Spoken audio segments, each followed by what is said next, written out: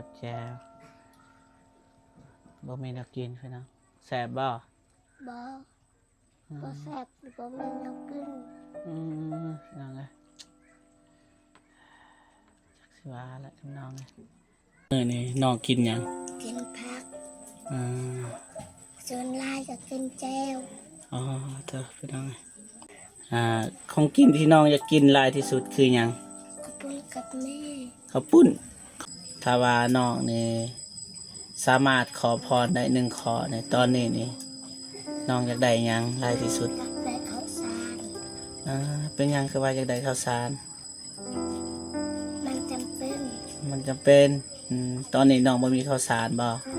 น้องเลือดเดียวเรือน้อยเดียวใส่ปกติก็หดแบบนี้บ่ซอยพ่อซอยแม่แบบนี้บ่อยู่กับแม่เลี้ยงอะไรพี่น้องรายละเอียดแล้วก็มื้อหน้าบางทีถ้าเฮามานี่เฮาสินัดกับแม่เลี้ยงเพิ่นเพราะว่าเฮาอยากทำความรู้จักนะเพราะว่าเพิ่นก็ซอยเรือน้องคนนี้ห้องน้ำบ่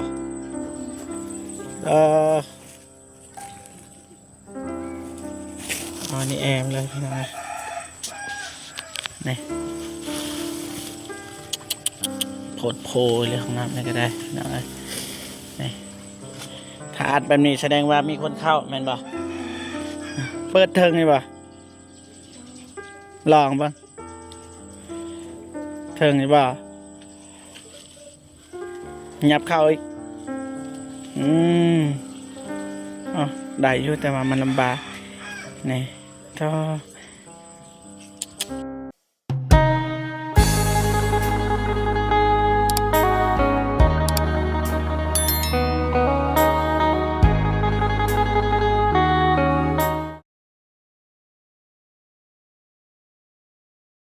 โอเคพอพี่น้องเนาะเปิดพามากะอยู่กับน้อง2 คนพี่น้องเนาะเป็นลูกในบ้านเพิ่นนะบ่ฮู้ว่าน้องเพิ่นสิเว้าหยังเนาะตอนนี้เบาเจ็บกะอยู่บ้านกันดอนเนาะเมืองท่าแตงแขวงเซกองพี่น้องเนาะกราบทักทายสบายดีและสวัสดีพ่อพี่น้องเบิร์ดสุคนพี่น้องเนาะก็ยินดีต้อนรับเข้าสู่2บ่าวเจ็บ Channel คือเก่าพี่น้องเนาะไปไม่ได้ว่าทั้งคนก่อนพี่น้องเนาะไปสบายดีเด้อสบายดีเป็นยังพาอายไปไสพาอายมาเบิ่งน้องผู้หนึ่งแบบว่าเราเป็นแบบพ่อแม่เราแยกทางกันหั่นนะผู้ดีมีป้าเราคนหนึ่งหันเอามาเลี้ยงเพราะว่าป้าเราหันบ่มีลูกเลยเอามาเลี้ยงย้อนอีต้นเพิ่นก็คือที่พ่อบ้านแนะนำนั่นแหละแต่ว่าบ่เจ็บกับบ่ฮู้รายละเอียดก็เลยในบ้านเพิ่นให้ลูกในบ้านแล้วก็หลานของเพิ่นพาไปพี่น้องเนาะรายละเอียดก็บ่เจ็บกับบ่ฮู้ปานใดแต่ว่าสิเข้าไปถามแล้วก็ให้น้องเพิ่นเข้าไปนำกันนั่นแหละเพราะว่าทางบ่เจ็บก็มาคนเดียวเพราะว่าทางทีมงานก็อยู่เฮือนน้องจันทนาน้องพินพี่น้องเนาะทางบ่เจ็บก็แวะทางนี้ก่อนเนาะบ่ให้เป็นการศึกษาเสียเวลาเพราะว่าเฮาแบ่งๆกันแหละคือว่าเฮาก็ขอบทางบ่เมกไอ้อนงแล้วก็บ่ตูนนำว่าเฮามาทางนี้ก่อนเพราะว่าทางในบ้านเพิ่นก็แนะนำนะเฮาอยากมาเบิ่งเป็นแบบใดไปพี่น้อง2 คนเป็นลูกในบ้านกับหลานในบ้านพี่น้องเลยโอเคพอพี่น้องเนาะทางเบาเจ็บกับสิมาพากเสียงพี่น้องเนาะเพราะว่าทางไม้เบาเจ็บมีปัญหานะเพราะว่าทางเบาเจ็บก็คือเคยบอกในคลิปตลอดนี่แหละมีปัญหาก็เลยมาพากเสียงแทนนะพี่น้องเนาะมันบ่ดังนะทางน้องๆเพิ่นก็พามาหาคือเห็นน้องล่าหรือว่าน้องน้อยคนนึงพี่น้องเลยเพิ่นก็อาศัยอยู่กับแม่เลี้ยงพี่น้องเนาะตอนนี้เพิ่นก็กำลังนึ่งข้าวมาเจอน้องเพิ่นนึ่งข้าวทางน้องๆเพิ่นก็ให้นั่งเบิ่งคือกันทางบ่เจ็บก็ทายให้พ่อพี่น้องได้เบิ่งนำกันว่าเพิ่นเฮ็ดอิหยังแน่ในช่วงแรงๆพี่น้องเลยตอนนี้บ่เจ็บก็กำลังสิสัมภาษณ์ถามชื่อเสียงเฮียงนามเพิ่นพี่น้องเนาะน้องเพิ่นอายุ9 ปีพี่น้องนะแต่ว่าตอนนี้บ่เจ็บก็กลับไปหาทีมงานแล้วแต่ว่าบ่จื้อชื่อน้องเพิ่นแต่ฮู้ว่าน้องเพิ่นอายุ9 ปีกำลังเรียนอยู่ป.3 พี่น้องเนาะอาศัยกับแม่เลี้ยงกับพ่อ อเพิ่นก็บ่ค่อยสบายพี่น้องก็คือที่เบาเจ็บได้ยินนี่แหละตามที่สัมภาษณ์มาแต่ว่าบ่ได้ยินพอเพิ่นก็เป็นคนแบบบ่สบายตลอดเวลาเลยพี่น้องก็คือพ่อของน้องบองนะใครคือบ่สบายแบบเป็นสักนะเป็นสักเขาเอิ้นว่าหยังบ่แม่นแต่ทางภาคไทยเขาเอิ้นว่าหยังลมสักพี่น้องไงประมาณนั้นแหละไม่ได้ทางแม่เลี้ยงเพิ่นหากินก็คือเห็นและครอบครัวเพื่อนหลังน้อยๆพี่น้องไงซ้ำเพื่อนน้องกันธนาแต่ว่าเพื่อนหลังนี่มันอยากสูงน้อยนึงมันสูงจากนาดินนะประมาณอยู่50 ซนติเมตรพี่น้องไงแต่ว่าน้องจันทนามันสิติดดินเลยแตกต่างอยู่บนนั้นพี่น้องแต่การชีวิตการเป็นอยู่มันก็ทำมันได้ดีมันก็พอปันกัน แต่ว่าทางน้องจันทนาบ่มีพอมีแต่แม่กับน้องๆทางนั้นมีแม่แต่ว่าพ่อก็บ่ค่อยสบายนั่นลมซักนั่นแหละบ่ฮู้ว่ามันเป็นเวลาใดมันจะเป็นมันก็เป็นนะก็เลยตกอยู่ผู้ที่ดูแลก็คือทางแม่เลี้ยงเพิ่นก็บ่เจ็บก็บ่ฮู้ว่าแม่เพิ่นเป็นคนแบบใดใจดีซำใดนะเพราะว่าพ่อแม่ของน้องก็คือแยกทางกันนะก็เลยน้องเพิ่นก็อาศัยอยู่กับแม่เลี้ยงฮั่นแต่บ่ฮู้ว่าแม่เลี้ยงเพิ่นสิฮักแพงคือกับลูกสาวแท้ๆหรือบ่อันนี้ก็บ่ฮู้เพราะว่าเฮาก็คือฮู้แล้วเฮาก็อยู่คนนอกนะบ่อยู่นํกันว่าตอนนี้น้องเพิ่นก็ว่าสิเฮ็ดแนวกินแลงนะน้องเพิ่นกำลังตำมักเผ็ดน้องว่าอาหารหลักของน้องก็คือกินแบบนี้แหละพี่น้องตำแจ่ว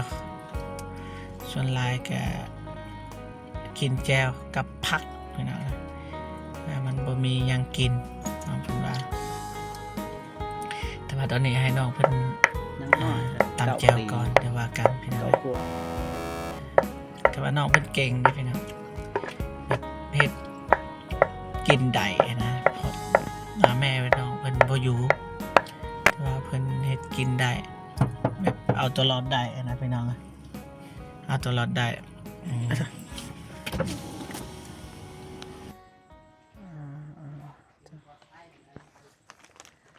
ตามแจวกินพี่น้อง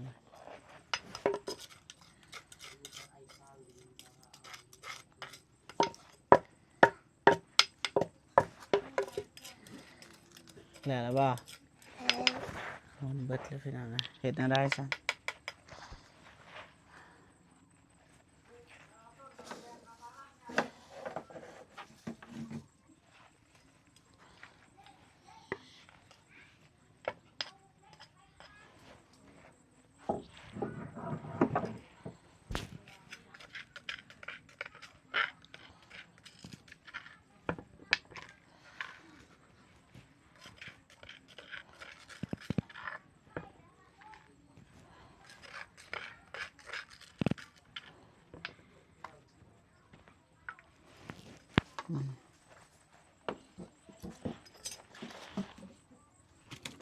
มัดเนียนเรียบร้อยแต่ว่ารอท้า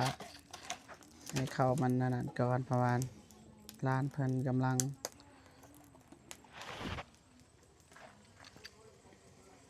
ยังอยู่รอถ่าก่อนพี่น้องนะโอเคพี่น้องเอาป้าเถอะหอนเลย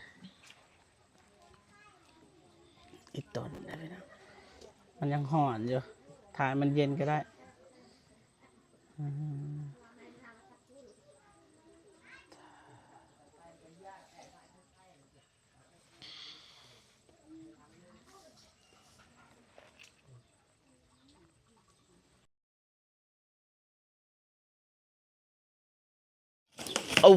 ปูโอเคพี่น้องไง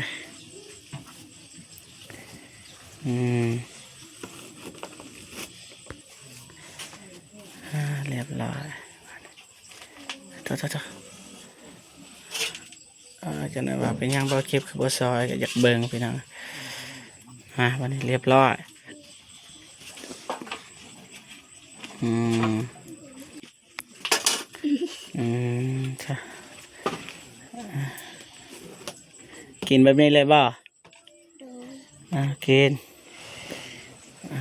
ไปได้มันอยากหอนเด้อทายมันเย็นก็ได้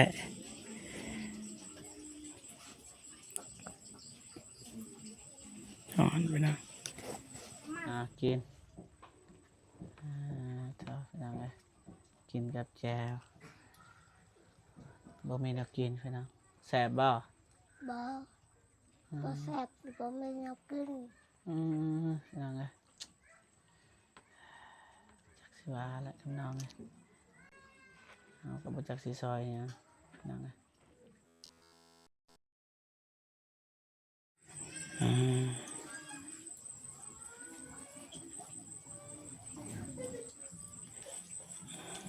แต่ละมื้อนี่น้องกินหยัง กินผัก อ่า ส่วนลายก็กินแจ่ว อ๋อเธอไปยังไงได้กินไปน้องไอ้ต้นของกินที่น้องอยากกินหลายที่สุดคือหยัง ข้าวปุ้นกับแม่ ข้าวปุ้นข้าวปุ้นข้าวปุ้นกับมีเห็นบ่ โดย ข้าวปุ้นก็คือเป็นหยังขนมจีนภาษาไทยเอิ้นพี่น้อง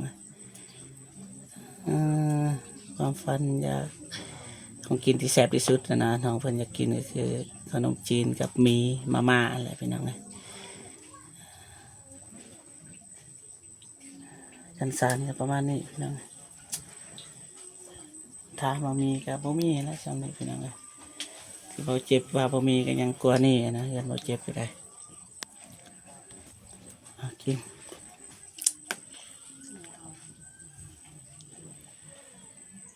ข้าวน้ำกันหม้อกับแม่เลี้ยง โดย น้ำกันเลย โดย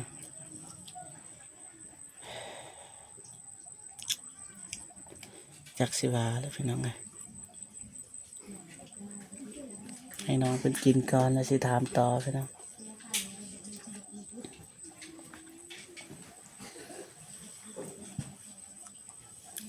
แต่ว่าสิหยุดคลิปก่อนแล้วก็ให้น้องเป็นกินข้าวก่อนพี่น้องพี่น้องเด้ออาจจะถามเด้อถ้าว่าน้องนี่สามารถขอพรได้1 ข้อในตอนนี้นี่น้องอยากได้หยังหลายที่สุด อยากได้ข้าวสาร เป็นหยังคือว่าอยากได้ข้าวสาร มันจำเป็น มันจำเป็นตอนนี้น้องบ่มีข้าวสารบ่ ยังเหลือเดียว หืมเรือหน่อยเดียว โดย ใส่ข้าวสารปะอยู่ใส่ข้าวสารเรือเท่านี้นี่ โดย ให้ต้นพี่น้องเลยถ้าว่าเบาเจ็บเกิดสิทายให้เบิ่งเรือนซานจะน้อยนะเป็นแบบใดกินให้มันเองปกตินี่น้องต่อได้ช่วยหยังแม่เนี่ย ล้างถ้วย แต่ละมื้อนะ เพื่อน ล้างถ้วย เศษเทือน เสร็จเทือนหยังอีกนึ่งข้าว นึ่งข้าว หุกผัก หดผัก โดย ดีแล้วซอยแม่เลี้ยงเพิ่นพี่น้องนะแต่ว่าให้น้องเพิ่นกินข้าวแล้วก็สีออกไปเบิ่งสวนของน้องเพิ่นพี่น้องนะแค่พี่น้องอันนี้บ่สวน โดย สวนพี่น้องนะทางนี้ก็อาบน้ำอาบทาพี่น้องอันนี้บ่สวน โดย ไปพาไปเบิ่งย่างสวนทางนั้นดินไผ่ทางนั้นทางล่างดินแม่บ่นี่สวนน้องเรียนสารก็ประมาณนี้แหละพี่น้องตำหนึ่งนี่ตัวอย่างว่านี่แต่นี่ฮอนี่เม็ดเป็น10หรือว่าเม็ดสาวพี่น้องเลยมันต่ำแห้งพี่น้องเลยขึ้นไปนอนนี่ก็ยืนบ่ได้แล้วพอเจ็บก็ได้แต่พวกนี้ก็ยังบ่ได้แล้วน้องเพิ่น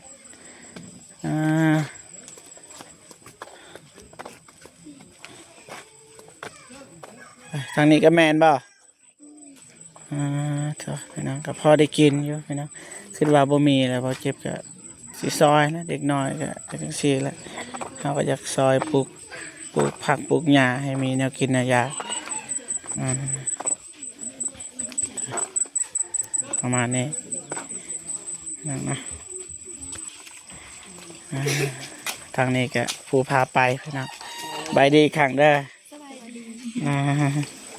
ลูกในบ้านหลานในบ้านเฮ็ดหยังบัดนี้หลานจักเอิ้นหลานเนาะคดผัก โดย เอาคดสัตว์ชอบพี่น้องเลย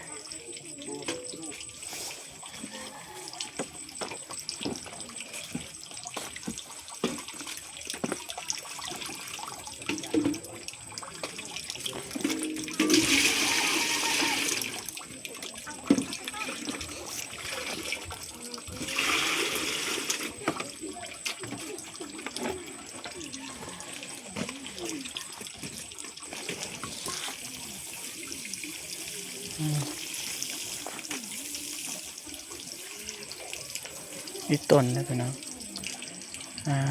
บริยูกับพ่อแม่แท้ๆนะพี่น้องนะบ่ฮู้ว่าสิบรรยายแบบใดนะแต่ผู้ใดเคยผ่านจุดนี้มานะพี่น้องบริยูกับพ่อบริยูกับแม่ แต่ว่าอยู่กับคนอื่นนะแม่นอยู่พี่น้องแต่ว่ามันบ่คือกับพ่อกับแม่นะให้พี่น้องคิดเอาเองว่าน้องเพิ่นต้องเจออีหยังมาบางเทื่อถ้าเฮ็ดถึกใจก็ยังโอเคแต่ว่าถ้าบ่ถึกใจก็คือฮู้เลยพี่น้องไปอยู่กับคนอื่น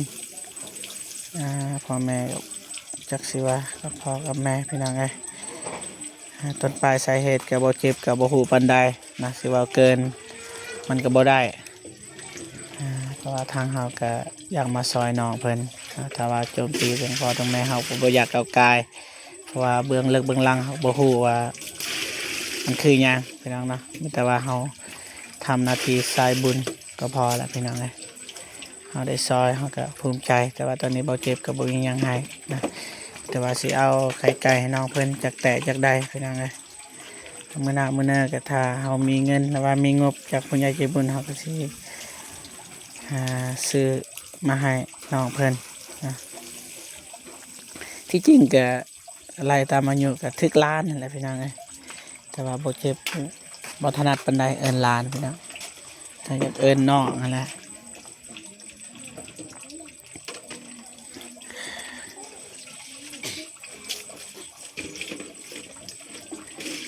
แต่เบิ่งนั่นแหละพี่น้องเอ้ยพิจารณานำกันว่าเฮาควรเฮ็ดแบบใด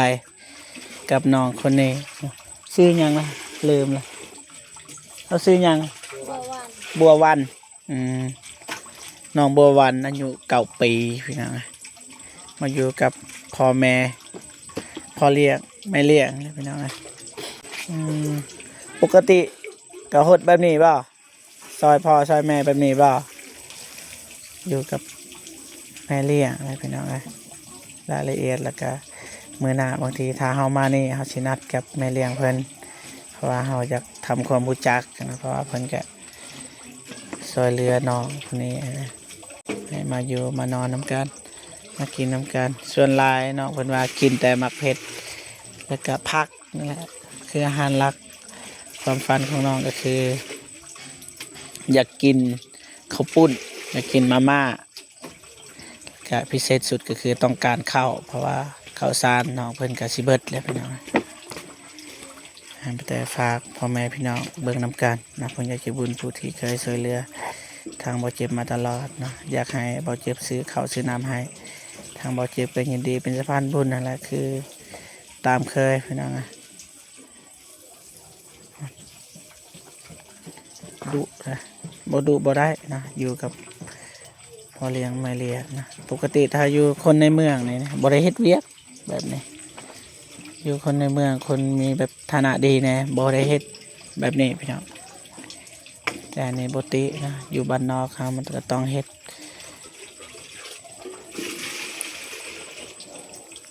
ใหญ่มากก็จะให้อนาคตของน้องนะครับเจออนาคตที่ดี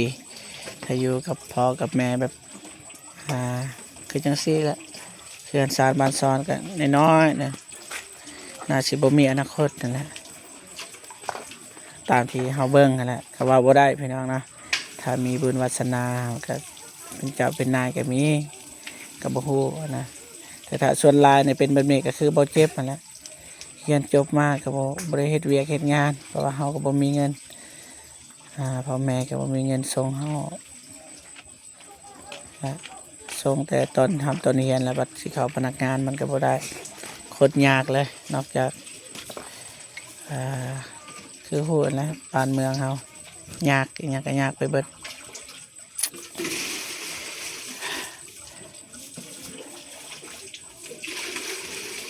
ฉะนั้นว่า FC ถามเป็นหยังคือบ่ซอยเป็นหยังคือบ่ซอยฮอดพักน้องเพิ่นเฮาก็อยากถ่ายให้พ่อแม่พี่น้องได้เบิ่งตอนที่เฮาบ่ได้มาตอนที่เฮาบ่ได้เจอเนาะน้องเพิ่นก็เฮ็ดเวียกแบบนี้ถ้าผิดพลาดประการใดหรือว่าเฮาเว้าจะบ่ม่วนนะต้องขอโทษขออภัยหลายๆพี่น้องเอ้ยเดี๋ยวก่อนหยุดก่อนล่ะอันนี้ห้องน้ำบ่เนาะหยุดก่อนปงก่อนเอาโทษห้องน้ำพี่น้องเอ้ยคิดว่าบ่แม่นห้องน้ำบางอย่างห้องน้ำบ่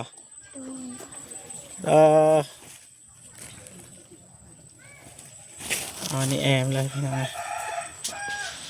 นี่โผดโพเลยห้องน้ำนี่ก็ได้พี่น้องนี่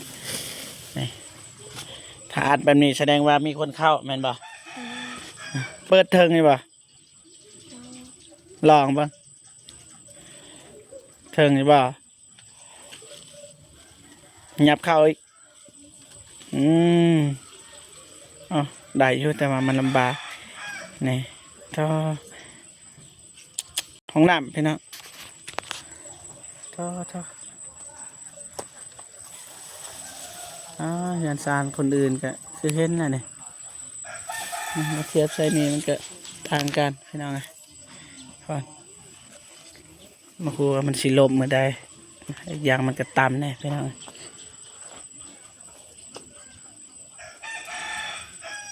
ห้องน้ำก็โอ้ยเนาะมองเงียวคือกระป๋อมมันก็เข้าได้มันว่าสะอาดปันใดพี่น้องไง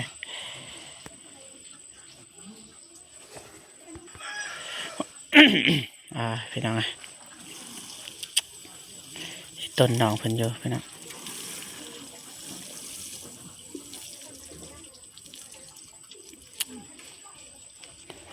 ไปตักน้ำลุงในบ้านว่าธรรมดาได้พี่น้องไงพาแบบหนักเลยพี่น้องไงในบ้านเพิ่นจะแนะนำพี่น้องไงเลยพอเจ็บก็ไปหาในบ้านนี่กลับไปหาในบ้านแล้วก็ในบ้านให้ลูกเพิ่นพาไปเพราะว่าในหมู่บ้านนี่แหละถ้าบ้านอื่นก็แต่ว่ามันอยู่ไกลแน่ไกลแค่ในบ้านแน่พี่น้องเลยให้น้องๆเพิ่นพาไปคนเดียวมันก็บ่งามบ้านเมืองก็เบิ่งว่าบ่งามพี่น้องหนักบ่ว่าหนักจะ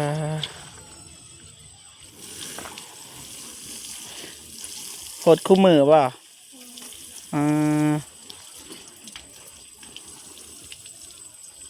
ยังน้อยดิไปทาง9 ปีน้อยๆนึงน้อยๆจะจอยนะพักก่อนเอาไว้ก่อนเด้อ